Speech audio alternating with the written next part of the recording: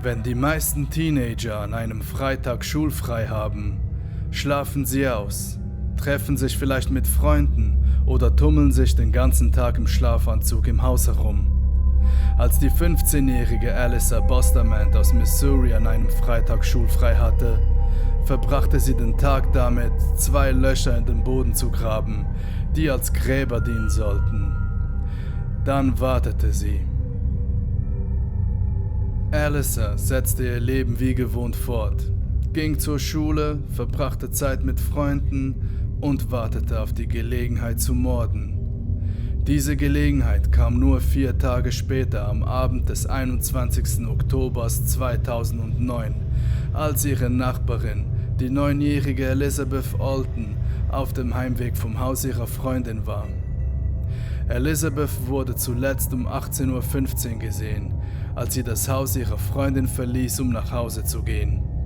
Ihr Haus war nur wenige Türen entfernt, aber Elizabeth wurde nie wieder lebend gesehen. Als sie nicht nach Hause zurückkehrte, suchte ihre Familie verzweifelt nach ihr und rief bald die Polizei an, um sie als vermisst zu melden. Da sie wussten, dass Elizabeth Angst vor der Dunkelheit hatte und nicht alleine herumgeirrt wäre, machte sich ihre Familie zunehmend Sorgen. Sie wussten, dass Elizabeth nicht freiwillig nach Einbruch der Dunkelheit draußen bleiben würde. Sie wussten, dass sie finden mussten. Was sie aber nicht wussten, war, dass es bereits zu spät war. Als Alyssa die deutlich jüngere Elizabeth auf dem Heimweg sah, ergriff sie die Gelegenheit zum Töten. Sie packte das Mädchen, schlug es, erdrosselte es und stach schließlich auf es ein und durchschnitt ihr die Kehle. Anschließend warf sie den leblosen Körper in eines der Gräber, die sie die Woche zuvor in einem nahegelegenen Waldstück ausgehoben hatte. Die Polizei suchte eifrig nach dem kleinen Mädchen, einschließlich des Gebiets, in dem ihr Körper schließlich gefunden wurde, fand jedoch zunächst keine Spur von ihr. Sie orteten Elizabeths Handy und obwohl es den Standort im Wald anzeigte, in dem sich ihr Körper befand, konnten sie weder sie noch das Handy finden. Das Warum in diesem Fall ist einfach, aber undurchsichtig. Die von Alyssa selbst gegebene Erklärung lautete, dass sie wissen wollte, wie es sich anfühlt, jemanden zu töten. Doch die psychologischen Implikationen dieser Aussage sind offensichtlich pathologisch. Normale, mental stabile Menschen, selbst solche, die vielleicht kurzzeitig über Mord nachdenken, gehen nicht tatsächlich hin und töten jemanden, um herauszufinden, wie es sich anfühlt. Was Alyssa dazu veranlasste, ihre Neugier tatsächlich zu befriedigen, ist etwas komplizierter. Es gab Anzeichen und Warnzeichen, dass etwas mit Alyssa nicht stimmte. Sie hatte in der Vergangenheit Anzeichen von psychischen Problemen gezeigt, mehrere Selbstmordversuche unternommen und Medikamente gegen Depressionen eingenommen. Nach ihrem letzten Selbstmordversuch hatte sie sowohl stationäre als auch ambulante psychiatrische Betreuung erhalten. Sie war eine Cutterin, jemand, der mit emotionalem Schmerz so umgeht, indem er sich selbst verletzt und sich physischen Schmerz zufügt. Allerdings deutete eine Studie aus dem Jahr 2012 darauf hin, dass zwischen 12% und 23% der Jugendlichen sich selbst verletzen, wobei die überwältigende Mehrheit von ihnen keinerlei Wunsch hat, anderen Schmerz zuzufügen, geschweige denn einen brutalen Mord zu begehen. Was machte also Alyssa anders? Ihre beste Freundin behauptete, Alyssa habe ihr einmal gesagt, dass sie sich gefragt habe, wie es wäre, jemanden zu töten. Doch bei genauerer Untersuchung ihrer digitalen Spuren fanden die Ermittler heraus, dass Alyssa viele Online-Konten hatte. Auf ihrem YouTube-Konto listete sie Menschen töten und sich selbst verletzen als ihre Hobbys auf. Aber es gab noch mehr. Die wohl verstörendsten Hinweise, die Ermittler in Alyssas YouTube-Konto fanden, waren, wie die Polizei es beschrieb, verstörende Heimvideos, darunter eines, in dem sie einen elektrifizierten Viehzaun berührte und dann ihre Brüder dazu ermutigte, dasselbe zu tun. Vor dem Clip mit ihren Brüdern schrieb Alyssa: „Hier wird es interessant. Hier werden meine Brüder verletzt." Darüber hinaus waren weder Alyssas Eltern anwesend, noch wurde sie von ihren Großeltern betreut. Alyssa wurde von einer jugendlichen Mutter geboren, die Vorstrafen wegen kleinerer Vergehen, Drogenbesitz und einer Trunkenheitsfahrt hatte. Alyssas Vater verbüßte im Gefängnis eine 10-jährige Haftstrafe wegen Körperverletzung. Alyssa wurde als gewalttätig, depressiv und wütend beschrieben. Keine dieser Eigenschaften rechtfertigt einen Mord. Aber man muss sich fragen, wenn sie eine gesündere familiäre Umgebung gehabt und psychiatrische Hilfe erhalten hätte, hätte diese Tragödie womöglich verhindert werden können?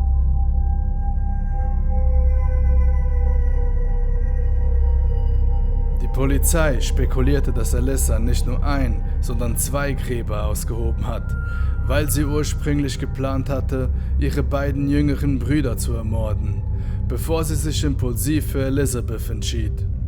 Sie sahen das YouTube-Video als Bestätigung dieser Theorie, da Alyssa offensichtlich Freude daran hatte, ihren Brüdern Schmerzen zuzufügen.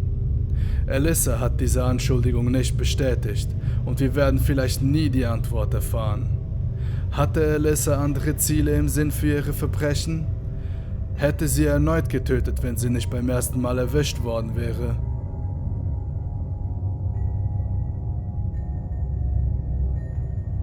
Alyssa wurde wegen Mordes 1. Grades im Fall Elizabeth Olten verhaftet und angeklagt. Sie erschien am 17. November 2009 vor Gericht, wo der Richter entschied, dass sie als Erwachsene vor Gericht gestellt werden sollte. Trotz ihres Geständnisses und der Tatsache, dass sie die Polizei zum Körper von Elizabeth geführt hatte, plädierte sie auf nicht schuldig.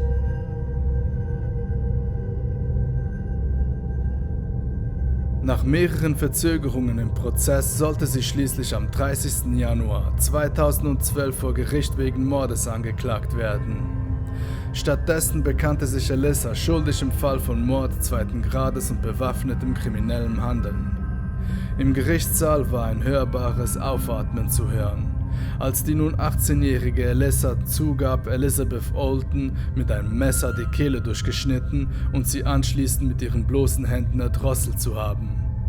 Ihr Verteidigungsteam versuchte eine Reihe von Ausreden dafür anzubieten, was Alyssa zu dieser abscheulichen Tat veranlasst haben könnte. Darunter das Antidepressivum Prozac, das sie 2007 nach einem Selbstmordversuch zu nehmen begonnen hatte. Sie hatte die Dosierung gerade 2 Wochen vor dem Mord an Elizabeth erhöht. Viele Psychologen und Experten für psychische Gesundheit haben jedoch gesagt, dass die Verbindung zwischen SSRI-Medikamenten wie Prozac und Gewaltverbrechen zweifelhaft und nicht kausal sind.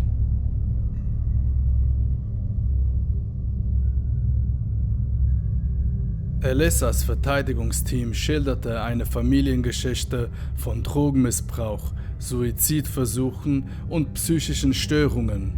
Um den geistigen Zustand der Angeklagten vor der Straftat zu verdeutlichen, erklärten ihre Anwälte der Jury auch, dass ihre Mutter sie im Stich gelassen hatte und ihr Vater im Gefängnis saß.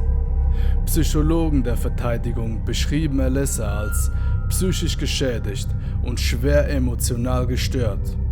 Sie bezeugten, dass sie unter schwerer Depression leidet und auch Symptome einer Borderline-Persönlichkeitsstörung, abgekürzt BPS, zeigt. Diese Störung ist gekennzeichnet durch Gefühle der Leere, Stimmungsschwankungen, unangemessene Wutausbrüche und eine schlechte Impulskontrolle.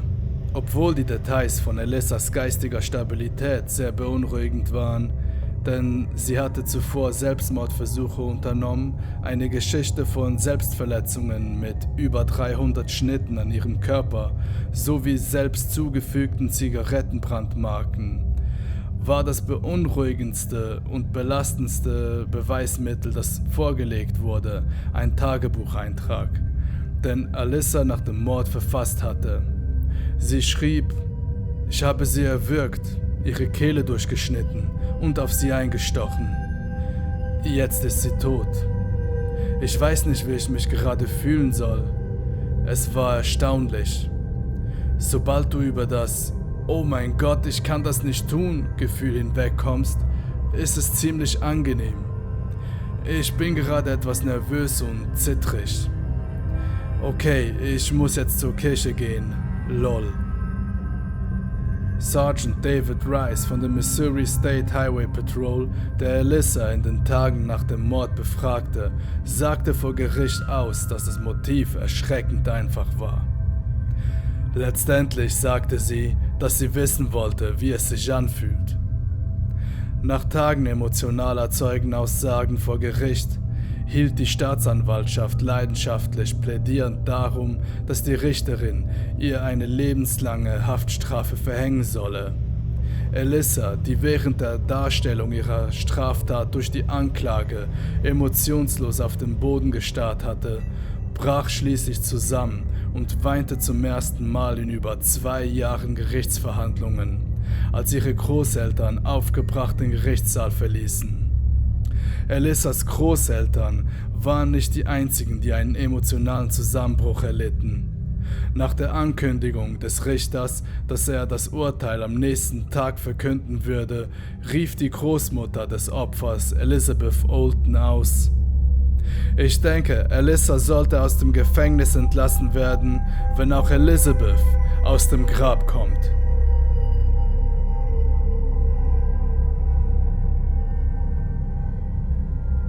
Am 8. Februar 2012 gab Alyssa Bustamante eine letzte Erklärung ab, bevor die Richterin ihr Urteil verkündete. Während Familienmitglieder von Elizabeth Olten weinten, sagte sie vor Gericht: Wenn ich mein Leben geben könnte, um sie zurückzubringen, würde ich es tun. Ich möchte nur sagen, dass es mir leid tut, was passiert ist. Es tut mir so leid. Sie wurde daraufhin zu lebenslanger Haft mit der Möglichkeit auf Bewährung verurteilt.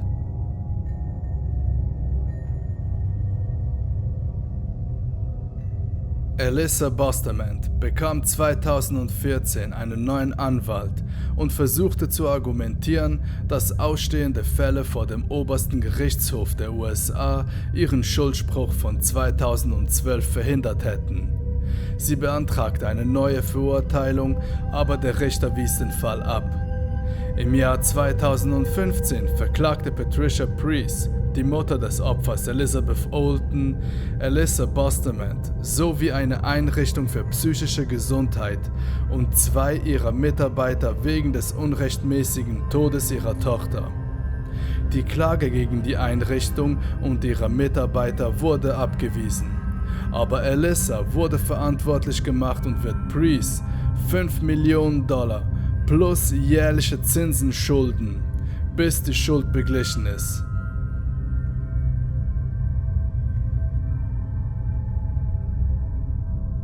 Das umstrittene Gesetz Senate Bill 26, das vom Missouri-Gesetzgeber verabschiedet wurde, ermöglicht es einem wegen Mordes verurteilten Täter, der zum Tatzeitpunkt unter 18 Jahre alt war, bereits nach 15 Jahren Haft auf Bewährung entlassen zu werden. Als Ergebnis wurde Bustamante eine Bewährungsanhörung gewährt, die für Juli 2024 geplant ist.